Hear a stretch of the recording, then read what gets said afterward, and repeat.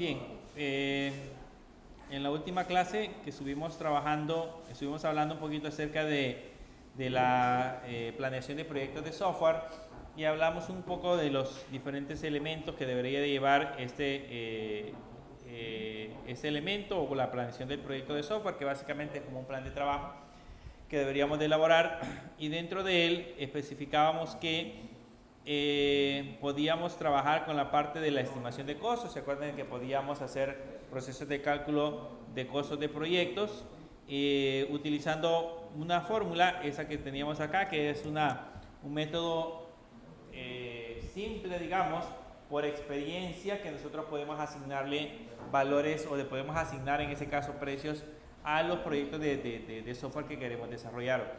Sin embargo, no es tan confiable porque pues lógicamente nos valemos de la experiencia que tenga el desarrollador, y si pues no tiene cero experiencia, pues es más difícil que pueda costear un proyecto de software, o lo que sea muy alto o lo que sea muy bajo, y podría ocasionarle pérdidas o inconformidades con la parte del cliente. Pero decíamos de que existen diferentes elementos que podemos utilizar o diferentes formas de calcular, en este caso la parte de los costos de los proyectos de software, y entre ellas utilizábamos las famosas métricas, que en el caso de las métricas, con esas nosotros podíamos medir de alguna manera el software, como que si lo hiciéramos con un proyecto normal, como que si estuviéramos trabajando, por ejemplo, con un proyecto de ingeniería, en donde podemos tomar medidas de alturas, de ancho, por ejemplo, o cualquier otra medida que tenga que ver con la parte de la definición del proyecto. En este caso, para nosotros utilizaríamos métricas que tienen que ver con el desarrollo de software. Básicamente las métricas las utilizamos para determinar la calidad que tenga el producto, qué tan bueno es el producto como tal, para evaluar la productividad de la gente que desarrolla. Yo les decía que uno de los mayores problemas que nos encontramos con el proceso de desarrollo de software es medir qué tan bueno, qué tan eficiente es un desarrollador de software, porque si lo medimos por la cantidad de líneas de código que este desarrollador digita, tiene que ver mucho con el lenguaje de programación, tiene que ver mucho con las metodologías de desarrollo que utilice, y así va a escribir más o menos código. Entonces hay muchas cosas que tenemos que evaluar. También para evaluar beneficios en términos de productividad y calidad derivados del uso de nuevos métodos o herramientas de ingeniería de software. Para eso sirven en este caso la parte de las métricas, para establecer una línea base para el proceso de estimación y para llegar a ayudar a justificar las nuevas herramientas o formación adicional que se necesita para el proceso de desarrollo. Y existen tres tipos de métricas que podemos utilizar. Están las métricas orientadas a la productividad, que tiene que ver más que todo con el rendimiento del proceso de ingeniería de software, que tanto trabajamos con el proceso de desarrollo, que tantas líneas de código escribimos, con la parte de la calidad, que en ese caso se enfoca básicamente en los requerimientos del cliente, que tanto lo que nosotros hacemos se ajusta a los requerimientos del cliente. Eso tiene que ver con las métricas de calidad. Y están las métricas que serían las otras, las de técnicas, que tanto nosotros utilizamos métodos de desarrollo de aplicaciones haciendo uso en este caso de buenas prácticas de programación o metodologías de programación estandarizadas. Existen, por ejemplo, métricas orientadas al tamaño del software, y aquí les voy a mostrar un ejemplo. Por ejemplo, aquí hay una tabla donde nosotros podemos ir colocando una información general de los proyectos de software que hemos desarrollado. Por ejemplo, podemos decir que el primer proyecto de software se generaron 12.100 líneas de código, que hubo un esfuerzo de 26 personas por mes que estuvieron trabajando, que se documentó el documento con 300 páginas, o hubieron 300 páginas de documentación. Si notan, la documentación es importante. Que al final de cuentas se contrataron 3 personas y hubieron un total de 29 errores que se generaron. Y de eso, por ejemplo, costó $180 el proyecto 1. El proyecto 2 fueron 27.000 líneas de código, con un esfuerzo de 60 personas por mes, con una documentación de 1.200 páginas, o sea, la documentación es más extensa, con 5 personas contratadas, con un costo total de 450. Y errores pues hubieron 86. Y así puedo llevar una bitácora de todos los proyectos de software que desarrollamos. Cada uno le podemos documentar toda esa información para después hacer ciertos cálculos, como por ejemplo en la parte de abajo aparecen algunas fórmulas que vamos a utilizar más adelante. Para calcular la productividad dice que debemos de dividir las miles de líneas de código entre el esfuerzo. Para calcular la calidad debemos de dividir la cantidad de errores que se haya generado entre las miles de líneas de código. Se supone que entre menos errores en el proceso de desarrollo surjan, mayor va a ser la calidad. ¿Okay? Ahora, cuando nosotros estamos programando es mentira. Siempre vamos a cometer errores. No necesariamente errores de sintaxis, sino que nos referimos a errores de lógica. Alguna fórmula mal aplicada, algún paréntesis que nosotros no colocamos de manera adecuada, algún if que colocamos con una condición muy simple, que no consideramos todas las posibles situaciones, etc. Así que siempre vamos a encontrar errores. Siempre es importante tomarlo en cuenta. Los errores, sí. Es importante considerar los errores porque de eso depende, digamos, podemos medir el crecimiento que tenemos en el proceso de desarrollo. Conforme vamos creando más aplicaciones, debería de cometerse menos errores. ¿Okay? Entonces, si yo voy, por ejemplo, creando aplicaciones más complejas y cometo menos errores, significa de que estamos mejorando la calidad, el proceso de la calidad de diseño del software. Que debería de ser así. Los costos se miden, o el coste se mide dividiendo el costo entre las miles de líneas de código, y la tasa de documentación es un porcentaje, se mide dividiendo la documentación entre las miles de líneas de código. Esa es una manera de enfocarnos en métricas orientadas al tamaño, que tiene que ver con el tamaño del software, con la cantidad de líneas de código que hayamos digitado. Pero están otras métricas orientadas a la función. Las métricas orientadas a la función tienen que ver principalmente con las funcionalidades que el cliente necesita del desarrollo de la aplicación. En ese sentido, vamos a encontrar por acá los famosos puntos de función, que son la forma en la cual nosotros vamos a calcular la funcionalidad o la complejidad que puede tener en ese caso una aplicación, y hay varios elementos que debemos de considerar en esos puntos de función. Primero, los puntos de función son indispensables, son independientes del lenguaje. Como lo que estamos haciendo acá es considerando las funcionalidades de la aplicación, ya no nos vinculamos a un lenguaje de programación. Ya no importa si lo creamos en Python, si lo creamos en Go, si lo creamos en Java, si lo creamos en cualquier otro lenguaje, en JavaScript por ejemplo, sino que nos centramos básicamente en la funcionalidad que va a tener la aplicación al momento que la implementemos. No importa las herramientas o metodologías utilizadas en la implementación. Por ejemplo, dice, no tiene que considerar lenguajes de programación, sistemas de administración de bases de datos, hardware o cualquier otra tecnología de procesamiento de datos. O sea, no nos interesa si hemos usado bases de datos SQL, no SQL, no importa nada de eso. Lo que nos interesa es que realmente cumpla con los procesos de la calidad del software. Y el segundo elemento son que los puntos de función pueden ser estimados a partir de especificaciones de requisitos o especificaciones de diseño, haciendo posible de este modo la estimación del esfuerzo de desarrollo en etapas tempranas del mismo.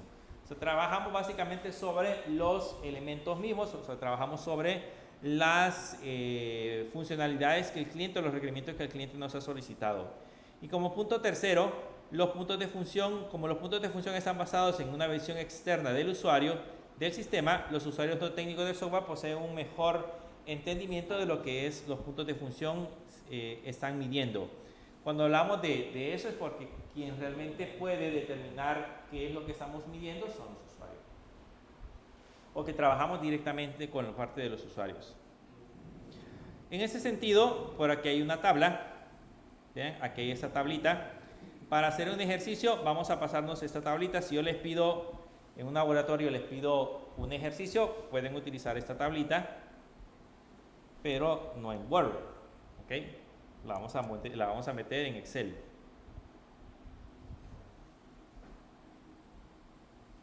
La ponemos por acá y la voy a hacer un poquito más grande porque así no se ve. ¿Ahí la ven?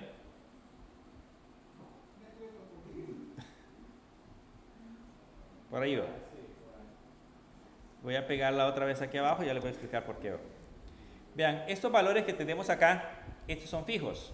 O sea, eso que dice 3, 4, 6 son fijos. Entonces, estos valores los vamos a dejar como tal. Entonces, aquí va a ir un 3, aquí va a ir un 4, aquí va a ir un 6, aquí va a ir un 4, aquí va a ir un 5, aquí va a ir un 7, aquí va a ir un 7, aquí va a ir un 10. En este proceso hubo una persona que se encargó de hacer estudios con fórmulas matemáticas para determinar los valores fijos o constantes que debería de ir en cada una de estas celdas. Y luego aquí abajo pues lo vamos a dejar vacío.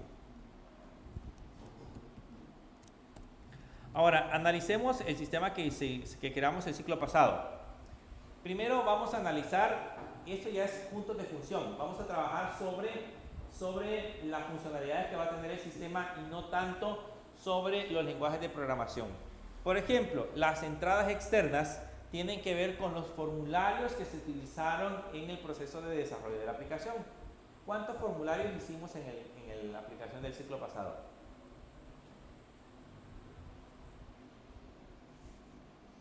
En el bookstore o en la tienda de libros.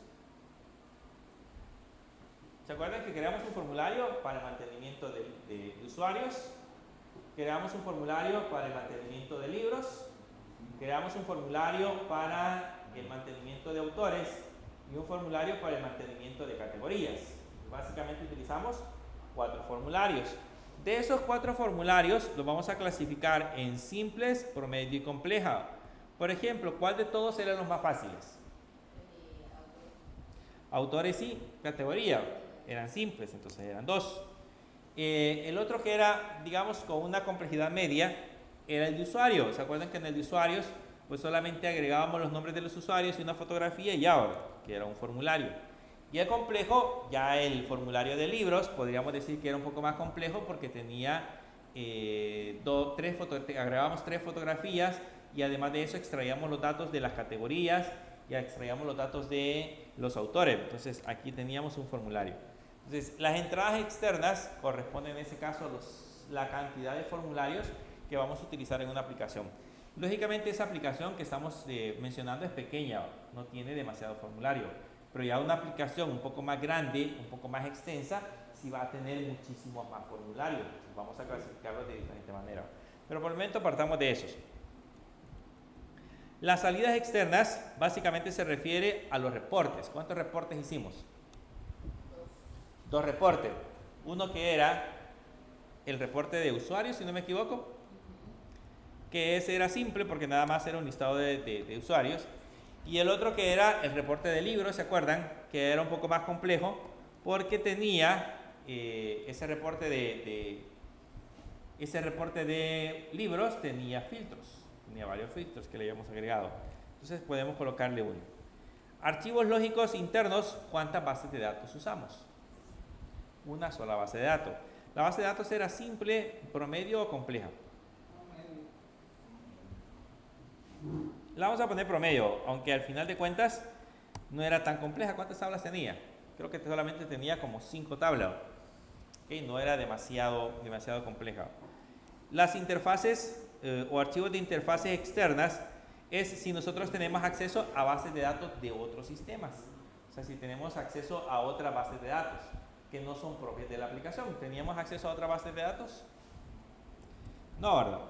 Y la otra que sería consultas externas es si tenemos acceso a APIs externas. Por ejemplo, consultar una API de Google Maps, por decirles algo, consultar una API de otro sistema que nos va a permitir consultar datos de esa API. Nosotros no teníamos ninguna, entonces aquí le vamos a poner 0, 0, 0. Ya con esa clasificación podemos sacar, en ese caso, podemos elaborar la fórmula. Por ejemplo, acá le decimos que aquí vamos a colocar, en ese caso, este valor multiplicado por, según la fórmula, multiplicado por el valor que tenemos arriba, más este otro valor multiplicado por el otro valor que tenemos arriba, más este valor multiplicado por el otro valor que tenemos acá. Como esos valores son fijos, vean que aquí ya me dio un valor de 16. Esta misma fórmula la podemos copiar hacia abajo y ahí ya tendríamos en ese caso el resultado. Ahora lo que hacemos es sumarlo, sacar la sumatoria. Venimos y sacamos la sumatoria de este valor y ahí nos dice que el total de puntos de función sin ajustar en bruto son 37. ¿Ok? Sacando en ese caso las funcionalidades que va a tener nuestra aplicación. No he considerado que la aplicación la creamos en Java, no la hemos considerado que la hayamos creado en PHP, no hemos considerado que la base de datos estaba en MySQL o en cualquier otro lenguaje de programación, no hemos considerado nada de eso. No, esos son los puntos de función. A partir de ahí vamos a sacar, es un dato que nos va a servir para calcular el costo, que tiene la aplicación. Pero lo primero que hacemos es sacar los puntos de función. Con esa tabla analizamos las salidas externas, las salidas internas, las entradas internas, externas, salidas externas e internas, los archivos lógicos y las consultas externas y nos va a dar este valor, que son los puntos de función. Entonces, a partir de ahí, si seguimos analizando en la parte de abajo, aparece otra tabla, que esta es la complejidad del proceso. Fíjense bien que no estamos comparando, en esa parte de acá no estamos comparando ninguna parte del lenguaje de programación, sino que estamos comparando funcionalidades. Entonces me voy a copiar otra vez esta tabla y la voy a pegar aquí abajo. Y lo que vamos a hacer acá es colocar valores de acuerdo a esos criterios que aparecen en esa tabla.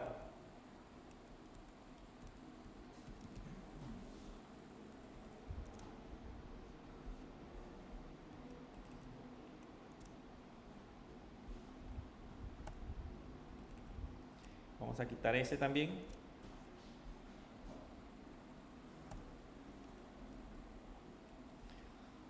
Bien, lo que vamos a hacer es clasificar en ese caso los valores. Por ejemplo, el nivel de importancia que tienen esos valores. Aquí aparecen las categorías en la parte de abajo. Le vamos a poner 0 si el criterio que vamos a comparar no está presente o no tiene ninguna influencia. Le vamos a poner 1 si es influencia insignificativa, 3 si es influencia promedio, 4 si es influencia significativa, 2 si es influencia moderada y 5 si es influencia fuerte en todo. Básicamente vamos a tener que clasificarlo con uno de esos valores, del 1 al 5. Si vamos y regresamos a esta parte de acá, vamos a empezar a clasificar primero esos elementos. Por ejemplo, la comunicación de datos, la comunicación de información en el sistema tenía un nivel de relevancia importante o no era importante. Ahí le podemos poner un 4, porque estamos hablando de comunicación entre la base de datos y el sistema. Si la base de datos, por ejemplo, no está activa, no podemos en ese caso trabajar con la aplicación. Las funciones distribuidas. El sistema tenía funciones que estaban distribuidas en diferentes módulos. No, ¿verdad? Solamente trabajábamos o solamente creamos un módulo, que es el módulo de libros, y no teníamos ninguna otra función distribuida. Así que aquí le podemos decir que no estaba presente. Es importante el desempeño de la aplicación, que sea rápida, eficiente para el cliente. Sí, ¿verdad? Le podemos poner un 4. El esfuerzo de la configuración. ¿Es difícil configurar la aplicación para que la podamos usar? La que hicimos del Bookstore, ¿es difícil configurarla? Más o menos. Podemos colocarle un 3. Hay ciertos aspectos técnicos. O sea, no le hicimos ningún proceso de configuración, pero por ejemplo para instalarla se necesitan ciertos aspectos, conocimientos técnicos para que puedan hacerlo. La otra es la tasa de transacciones. ¿Qué tan importante es que la cantidad de transacciones sean eficientes? Que la cantidad de transacciones que pueda soportar una tasa muy alta de transacciones. Si es una tienda en línea, imagínense por ejemplo, y si lo comparamos con la de Amazon, es importante que la de Amazon soporte una gran cantidad de transacciones. Sí, ¿verdad? Si no, no vende. De hecho, así sucede. A este le podemos poner un 5. La entrada de datos en línea, esto es importante porque es un sistema en línea, entonces lo vamos a poner como un 5. La eficiencia del usuario. Necesitamos usuarios que sean diestros técnicamente para que utilicen la aplicación. Es necesario para usarla, para poner usuario y contraseña, agregar libros, agregar autores y todo eso. ¿Es necesario que un usuario tenga suficiente capacidad técnica? No, es algo que lo pueden desempeñar fácilmente. Entonces le vamos a poner un 1. La otra es la actualización en línea. ¿Tenía el sistema alguna manera de actualizarse en línea? De eso que pues, le permite darle clic a un botón y que baje actualizaciones, acumular su Ubuntu. No, entonces no está presente. La complejidad de los procesos, ¿tenía complejos procesos? ¿Tenía complejidad de los procesos que realizaba? No, eso le podemos poner 0. La reusabilidad del software, ¿el software era reutilizable? Lo creamos para que sea reutilizable, para que se pudiera instalar en otra parte de la aplicación. Entonces vamos a poner un 5. Facilidad de instalación, ya vimos que pues no necesita mayor cosa, le vamos a poner un 3. Facilidad de operación, es fácil de operar. Sí, vamos, más o menos es fácil de operar. ¿Puede instalarse en múltiples lugares? Era web. Y facilidad de cambios, es fácil hacerle cambios. Agregarle algún reporte, agregar alguna tabla para poderle hacer algún cambio adicional. Sí, ¿verdad? Entonces vamos a poner un 5. Entonces ahora con eso ya podemos sumar. Vamos a sumar las dos columnas.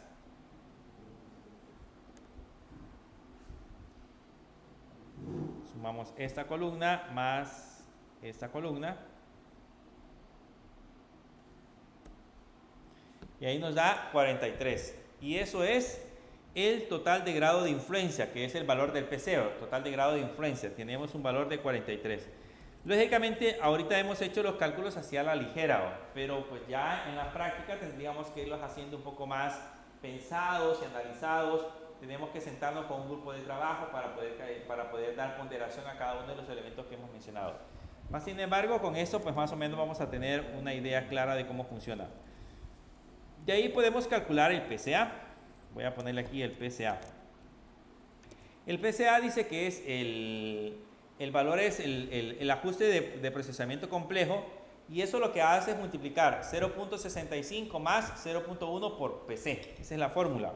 Entonces le ponemos aquí igual 0.65 más, abrimos paréntesis, y aquí decía 0.01 multiplicado por el valor del PC, que es el que acabamos de calcular acá.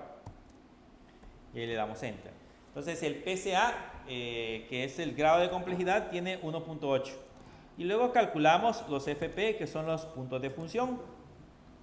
La medida de puntos de función, que es el FC, que tenemos arriba, que es este número, multiplicado por el PCA. Entonces venimos hacia acá y multiplicamos por este PCA.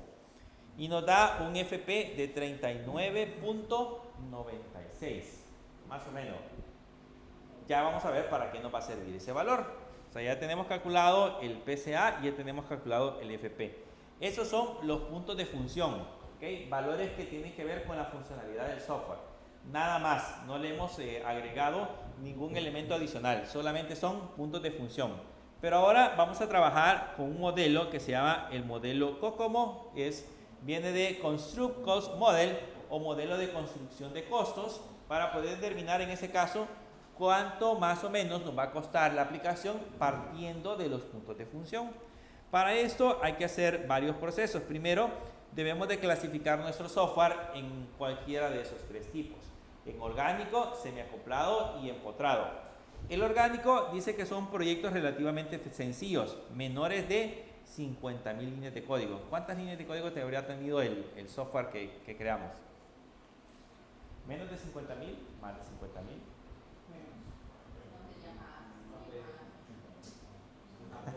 Tenía más porque eran casi 250.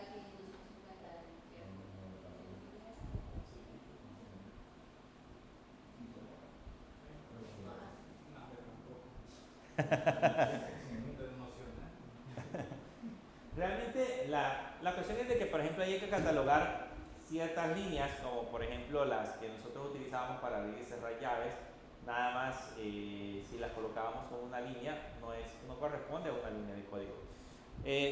Realmente el proyecto que nosotros creamos era un proyecto más pequeño, tenía menos de 50.000 líneas de código, y en estos por lo general son proyectos que se tienen experiencia en proyectos similares y se encuentran en entornos estables, son digamos sencillos.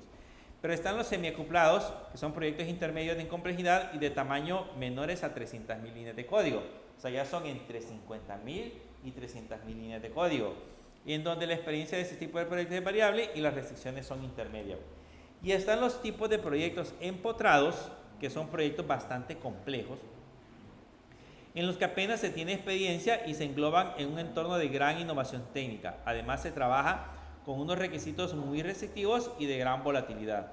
Entonces, tenemos que clasificar nuestro proyecto en cualquiera de estas tres categorías.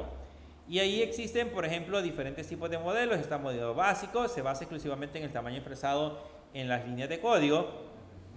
El modelo intermedio, además del tamaño, incluye el conjunto de medidas subjetivas llamadas conductores de costos. Le vamos a incluir esos elementos.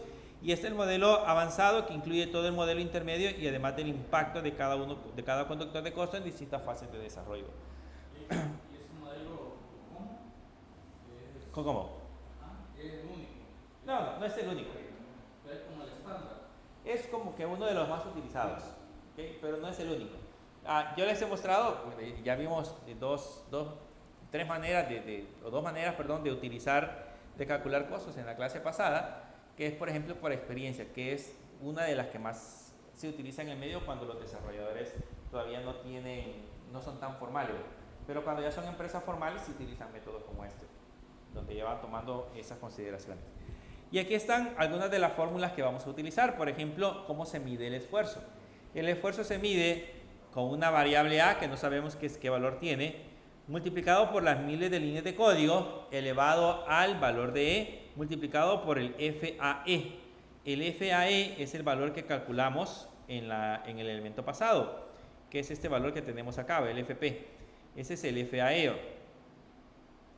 Y el tiempo de duración de desarrollo lo calculamos multiplicando el valor de C por el esfuerzo elevado a D, y eso nos va a dar un valor en meses. Y la cantidad de personal nos va a salir de dividir el esfuerzo entre el tiempo. Y ahí vamos a tener un pequeño ejemplo. Ese número que nosotros acabamos de sacar, ¿se acuerdan el número que generamos en el archivo de Excel? Lo tenemos que colocar en este valor para ver la complejidad del software. ¿Entre qué rango lo podríamos colocar? Acuérdense que nos dio 39.96. ¿En qué rango quedaría? Al más cercano.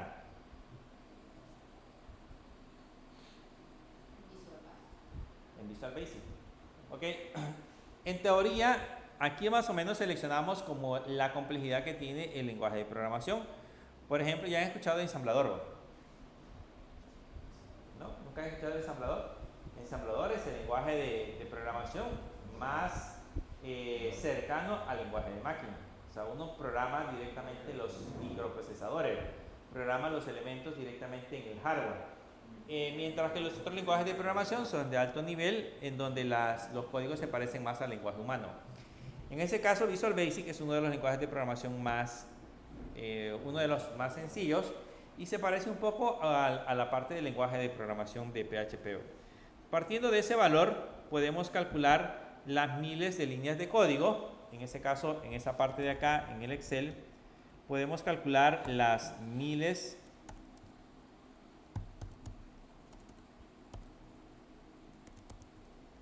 de líneas de código, en donde dice que eso es igual al PF multiplicado por las líneas por cada PF entre 1000. Entonces, en este caso, para nosotros tenemos el valor de 32 y aquí tenemos el valor de 39.96. Entonces multiplicamos ese 39.96 por el valor de 32, que es el que encontramos en la línea de Visual Basic, y eso lo dividimos entre 1000. Y nos dice de que en promedio las líneas de código son 1278 líneas de código. ¿Okay? Podrían ser más, podrían ser menos, pero ese es el grado de complejidad que nosotros podíamos encontrar. Acuérdense que no le hemos puesto tantos elementos, apenas tiene 4 formularios, tiene 2 reportes, poca base de datos, o sea, no tiene tanta información. Ya un sistema como el de registro académico, por ejemplo, que tiene un montón de formularios, sí, probablemente la cantidad de líneas de código puede aumentar, ¿okay? Porque son más complejos. Pero bien, ahora, ¿qué tenemos con ese valor? Para las fórmulas anteriores, este valor de A, E, C y D es el que vamos a utilizar en estas fórmulas, en la fórmula del esfuerzo, en la fórmula del tiempo de duración de desarrollo y en el personal. Ahí vamos a encontrar la letra A, la letra C, la letra C y la letra D en esta parte de acá, dependiendo de cómo hemos clasificado, en ese caso, nuestro proyecto. Si nuestro proyecto es orgánico, semiacoplado o empotrado. ¿Cómo decíamos que era nuestro proyecto? De las 3 clasificaciones, ¿cuál de las 3 utilizábamos? Orgánico, porque era relativamente pequeño. Entonces los valores que vamos a tomar son el 3.2, el 1.05, el 2.5 y el 0.38. Ahora bien, también tenemos que usar esta tabla. Ahí creo que casi no se alcanza a ver. Estas tablas son conductores de costo. ¿Ok? Esos conductores de costo, no sé si lo alcanzan a ver. Sí, esos conductores de costo que tenemos ahí tienen que ver más que todo con una clasificación que le vamos a dar a ciertas características del software, como por ejemplo la fiabilidad requerida del software. Lástima que aquí esta no la puedo cambiar porque es una imagen, pero por ejemplo la fiabilidad requerida del software, el tamaño de la base de datos, ya aparecen ciertas columnas. Aparece la columna de muy bajo, bajo, nominal, alto, muy alto y extra alto, y aparecen posibles valores que le vamos a aplicar. Si se dan cuenta, por ejemplo, para este sistema que tiene de ejemplo el documento, aparecen ya algunos valores señalados en negrita. Vean, esos son los valores que están colocados en negrita para esas clasificaciones. Por ejemplo, para el tamaño de la base de datos le han dado un valor de 1, para la complejidad del producto le han dado 0.85, para las restricciones del tiempo de ejecución le han dado 1.11, para las restricciones del almacenamiento principal le han dado un valor de 1 y así para los demás. La volatilidad de la máquina virtual, el tiempo de respuesta del ordenador, capacidad del analista, experiencia en la aplicación, capacidad de los programadores. Ahí vamos a medir o vamos a más o menos estimar qué tan buenos son los programadores. Vamos a trabajar también con la experiencia en sistemas operativos, la experiencia en el lenguaje de programación, prácticas de programación modernas, utilización de herramientas de software y limitaciones en la planificación del proyecto. Y ahí lo que hacemos es que de esa lista de valores ponemos en negrita cuál es el que consideramos que deberíamos de aplicar. O sea, esa es la fórmula que vayamos a desarrollar. Y luego todos estos valores se multiplican. Vamos a copiarnos este FAE. Lo voy a poner aquí, FAE. Ese FAE que nos da de ese resultado es 0.5350 8480. Ese es el valor que vamos a tomar como referencia. Pero acuérdense que esto es un análisis que nosotros tenemos que hacer en grupo. O sea, tenemos que sentarnos con todos los involucrados dentro del proceso del proyecto y empezar a analizar cada una de esas funcionalidades. Ahora que ya tenemos ese valor, que sería el valor de 0.538480, vamos a empezar a sacar, aquí están explicados cada uno de los valores, vean, para qué sirve cada uno. Vamos a empezar a trabajar ahora con las fórmulas. Primero vamos a calcular el esfuerzo. ¿Okay? Entonces le voy a poner aquí el esfuerzo. Y en dado caso, para hacer una suposición, en la empresa hay aire acondicionado y el incremento de energía eléctrica se toma en cuenta también en eso. No, aquí solo estamos midiendo el precio del software. Nos va a dar algo así como un precio en bruto, digamos, porque no le he agregado costos operacionales.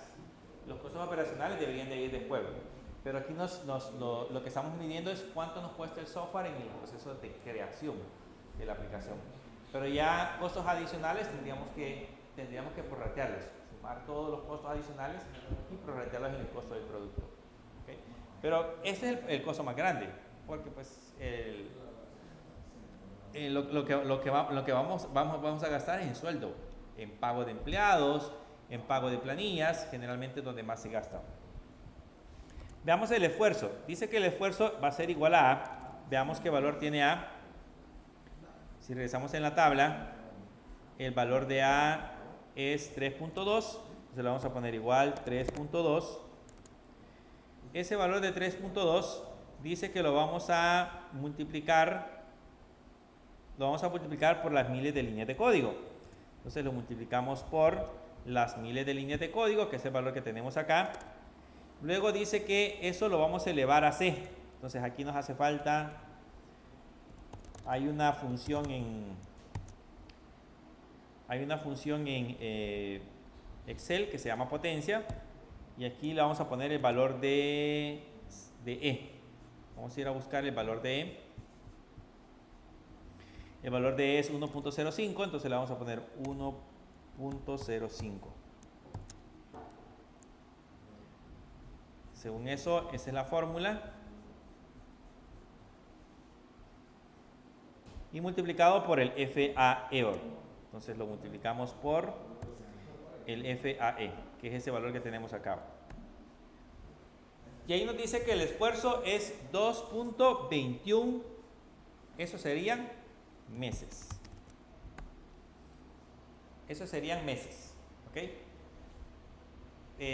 Más o menos son como 2 meses, una semana, más o menos, digamos.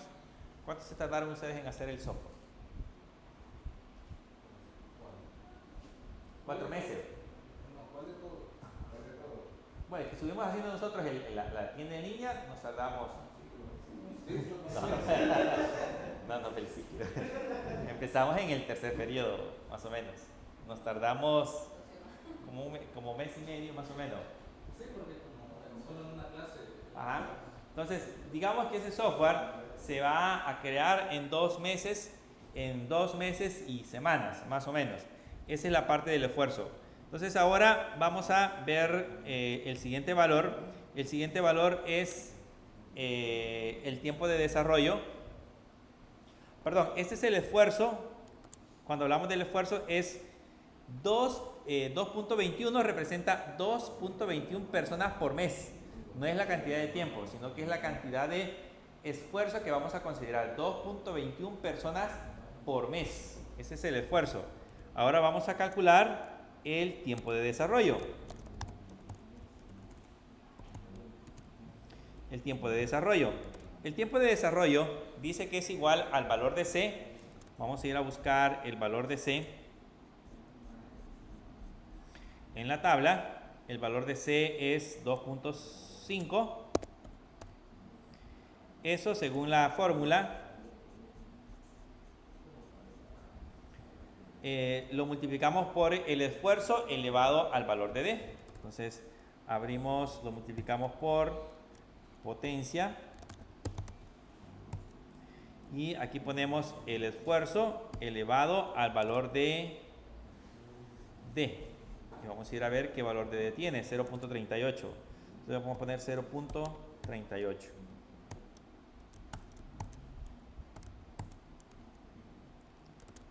Y eso nos va a dar el tiempo de desarrollo, que sería, en ese caso, aquí es persona mes, aquí serían meses. 3.38 sigue siendo como 3 semanas y como 3 meses y semana, más o menos el tiempo que nos vamos a tardar en desarrollar. Ahora tenemos que saber cuánto es el personal que debemos de contratar. Entonces, personal promedio, se le vamos a poner personal promedio. El personal promedio dice que es igual al esfuerzo dividido entre el tiempo de desarrollo. Entonces, sacamos el esfuerzo, que es el que tenemos acá, dividido entre el tiempo de desarrollo, y nos da 0.65 personas. Vamos a contratar a media persona y un poquito más.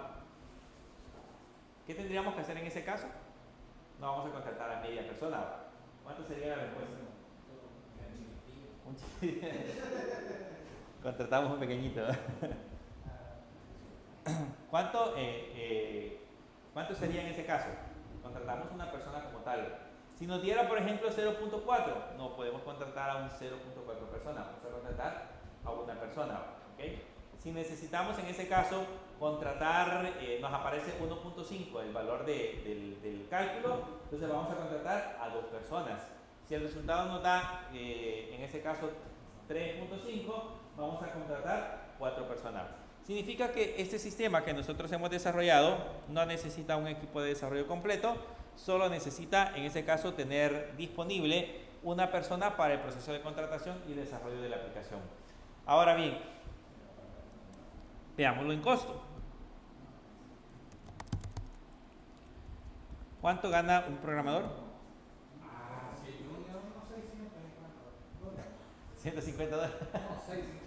650. Pongámosle que gane $700 aquí en el país, porque acuérdense que en otros países los juniors ganan un poquito más. Bueno, ganan muchísimo más.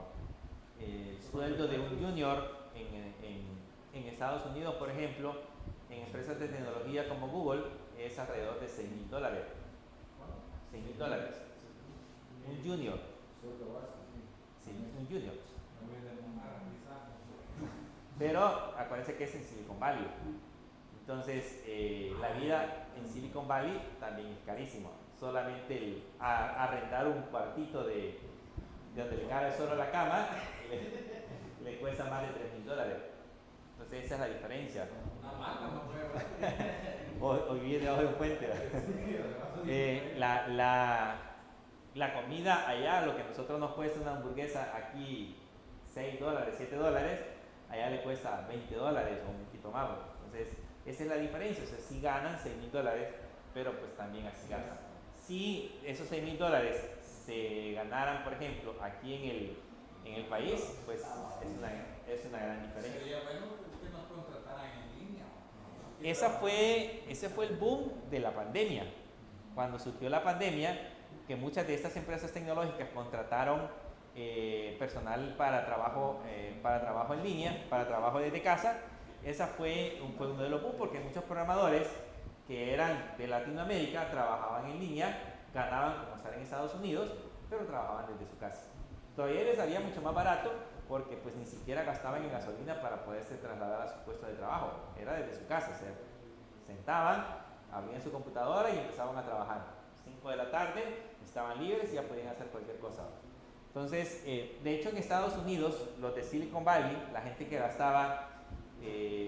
que trabajaba también en empresas como Google, cuando les dieron trabajo en línea, lo que hicieron fue migrar al campo.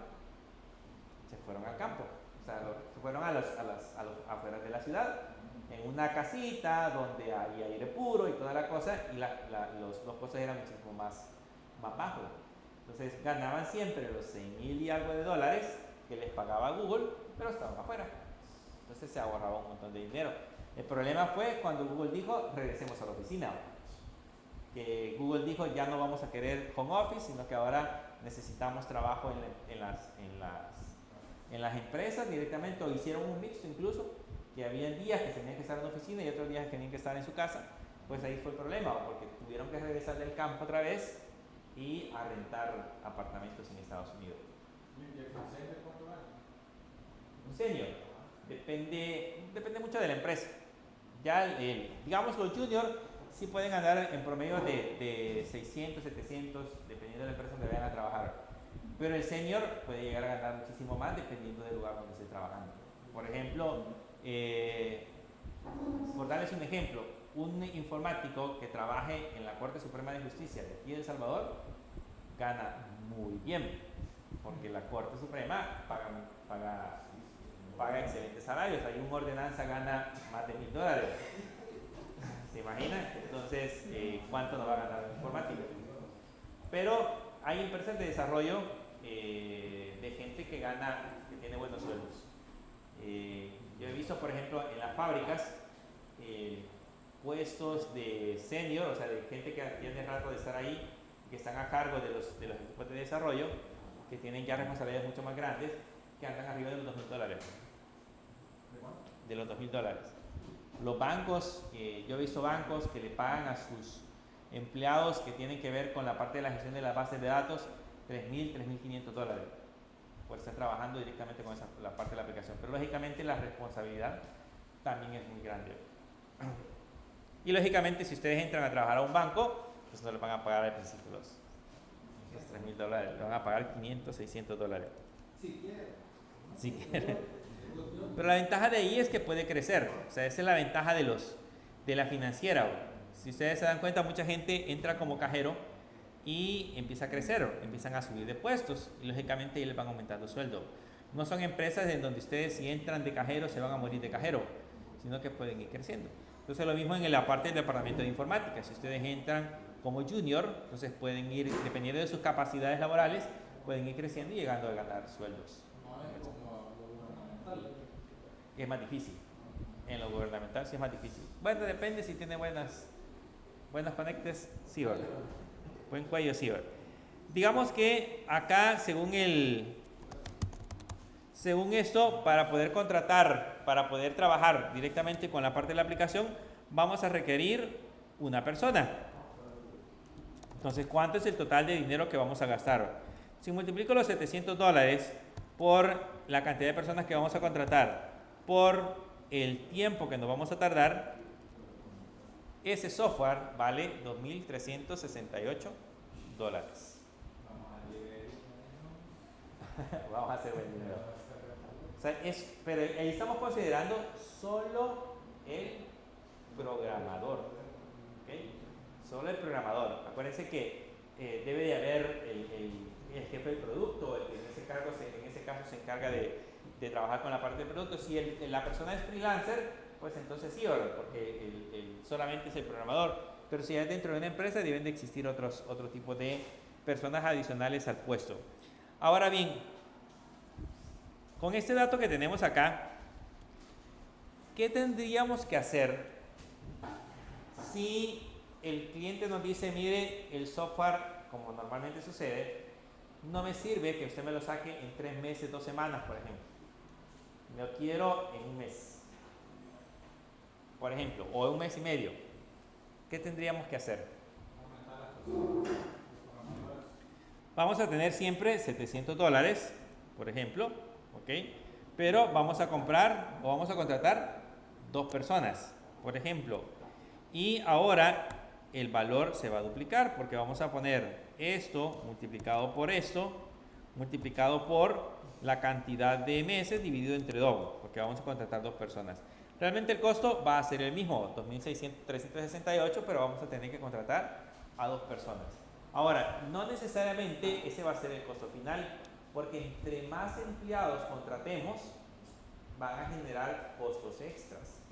¿Cuánto se le paga? ¿Saben ustedes cuánto paga el patrono de carga laboral por tener a un empleado? ¿No? Si alguna vez tienen un negocio propio, eso les va a doler. Porque digamos que el mínimo son 405, creo que son. Ese es el mínimo. Pero eso es lo que recibe el empleado. Eso es lo que en teoría cualquiera dice. Por contratar a un empleado le cuesta 405. No, porque a eso le tiene que sumar la carga laboral. Tiene que pagar, si no me equivoco, es el 3% o el 6% del IS sobre su salario. Debe pagar el 6% del IS y debe de pagar el 10.5% de la AFP sobre el salario. O sea, al final de cuentas, un empleado le puede costar $450, $460 de carga laboral.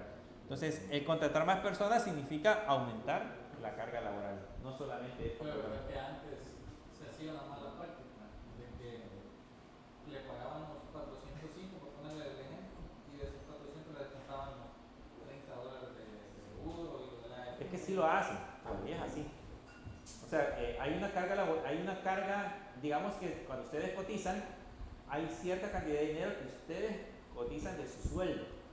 Digamos que si ustedes ganan $405, no le dan $405, le dan $405 menos el 3% del seguro. y menos, creo que es el 7.5% de la AFP. Si alcanzan la renta, le descuentan la renta. Entonces, al final de cuentas, terminan devengando menos. Imagínense, de los 405 son como 380 o algo parecido. Eso es lo que le devengan. Pero esa cotización que ustedes hacen es su aportación a la AFP. Pero para que su ahorro en el fondo de pensiones aumente, tiene que pagar el patrono. Entonces, el patrono adicional aporta un 10.5. Digamos que a la AFP se va el 10.5 más el 7.5, y eso es lo que ustedes están ahorrando en el fondo de pensiones. Por eso es que ustedes ven que las AFP tienen, bueno, tenían porque se lo quita el gobierno, ¿no? Pero básicamente así funciona. Entonces, la idea es que cuando uno termina de elaborar en los 60 años, entonces el dinero que uno ahorró es el dinero que le devuelven en pensión. Entonces, le están devolviendo la cantidad de dinero que ustedes se han ahorrado, incluyendo lo que el patrón aportó. Por eso les decía que al final de cuentas la carga laboral no solamente incluye el contratar a una persona más, sino que debemos de considerar otros aspectos. Y ahí debemos de considerar incluso vacaciones, aguinaldos y otras prestaciones que podríamos dar de acuerdo a la ley. ¿Okay? Porque, por ejemplo, las vacaciones, ¿cuántas son las vacaciones? 15 días. Son 15 días de vacaciones, pero ¿cómo se paga?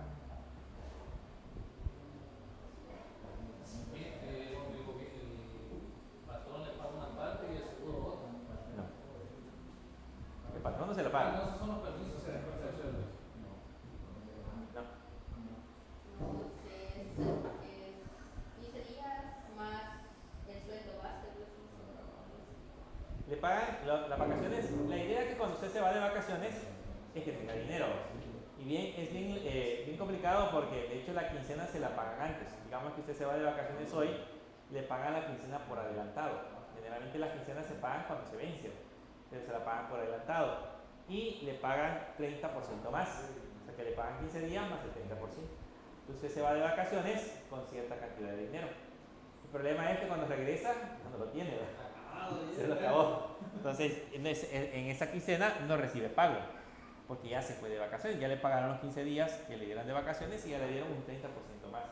O sea, a veces la gente lo que hace es que se gasta el 30% y se gasta las vacaciones. Pero cuando regresan, dicen, mire, y quincena ya se la pagamos. Entonces, eso es complicado. Entonces, imagínense, eso hay que considerarlo, las vacaciones. Las incapacidades, porque hay empresas que pagan las incapacidades. El seguro le paga a partir del cuarto día y la empresa tiene no la obligación, sino que puede opcionalmente pagar del 1 al 3. Si ustedes se incapacitan 5 días, la empresa podría pagarles 3 y el seguro les paga 2. ¿Okay? Pero no crean que la parte de la incapacidad es ganancia, porque de eso le pagan el 75% de su sueldo. Si usted se incapacita 10 días, de esos 10 días solo le pagan 7 y de esos 7 le pagan el 75%. Si el accidente fue un accidente común. Ahora, si el accidente fue en el trabajo, pues sí se le paga el 100%. ¿Okay? Pero pues, son cosas que también uno considera cuando se va a incapacitar. Así que hay mucha gente que le gusta pasar incapacitada, pero como verán no es muy válido. Bien, y ahí aparecen segundas conclusiones, dice, según esas cifras será necesario, bueno, ese es un análisis hecho de este cálculo que se hicieron acá. Vean, aquí hay un cálculo que se ha colocado sobre estos valores. Según esas cifras, más o menos así ustedes tienen que redactar el resumen. Si yo les pongo un ejercicio, el resumen debería de estar redactado más o menos así. Dice, según esas cifras, será necesario un equipo de 3 personas trabajando alrededor de 7 meses, pero puesto que el desarrollo del proyecto debe en un plazo de 3 meses, incrementaremos a 6 personas el número de personas del equipo del proyecto, ya que de 15.91 entre 3 nos da alrededor de ese resultado. Y así pues tendríamos un equipo formado de un líder del proyecto, 2 analistas y 2 programadores y un responsable de calidad. Más o menos así se divide. Pero en el caso de nosotros, solo nos daría 2 personas. O sea que a esas 2 personas tenemos que delegarle, que sea uno que sea líder de proyecto, otro que sea el analista o el mismo que sea el analista, el otro que sea el programador, el mismo que sea el de la base de datos, etc. Porque pues nada más son dos personas. Generalmente así funciona. ¿Preguntas? Pues le va a venir en el laboratorio. Pero, ¿cuál método sí vamos a ocupar? Porque está el poco. O sea, O se tiene que hacer ambos para, porque saca información de ambos. sí, digamos que los puntos de función que utilizamos en la parte de arriba son claves para poder trabajar con el COCOMO. Entonces hay que trabajar con los puntos de función para calcular en ese caso los valores que aparecen en la parte de abajo. Y ahí es importante considerar esa tabla, o sea que hay que clasificar nuestro proyecto en esa tabla y decidir si es orgánico, si es semiacoplado o si es empotrado, porque a partir de ahí es que vamos a sacar los valores que vamos a colocar en la respectiva fórmula. Y esta tabla, yo les decía, también es de análisis, o sea, no es solamente, yo puse los valores que aparecen ahí porque no los puedo pasar a Excel, pero la idea es que esa tabla esté en Excel para que yo seleccione los posibles valores para cada uno de los criterios. Todo esto es básicamente análisis, es sentarse y pensar en todas las las características que va a tener el proyecto para ir calculando esos valores. Y ya teniendo esa respuesta, pues calculamos más o menos el sueldo promedio. Nosotros decidimos decir que le vamos a pagar $700, pero imagínense que la empresa dice no, le vamos a pagar $1000 a cada programador, los costos aumentan. ¿Okay? En Estados Unidos también los costos pueden ser todavía mucho más altos, mucho mayores. Bien, si no hay preguntas, eso es lo que vamos a ver el día de ahora. El día de mañana vamos a continuar viendo lo del API. Estamos trabajando con el desarrollo del proyecto de la API. Entonces vamos a terminar de hacer la parte de la API. Solamente les voy a pasar lista. ¿Cómo?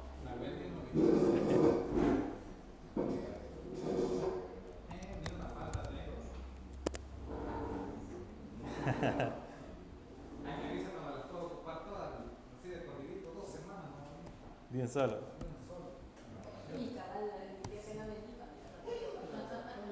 Astrid, aquí está.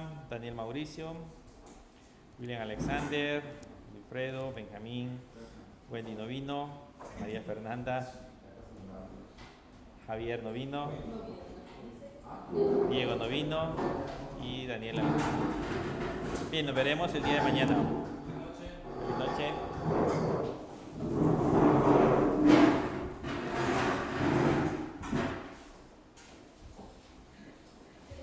Feliz noche, que le ven. Adiós, feliz noche. Feliz noche. Adiós, feliz noche.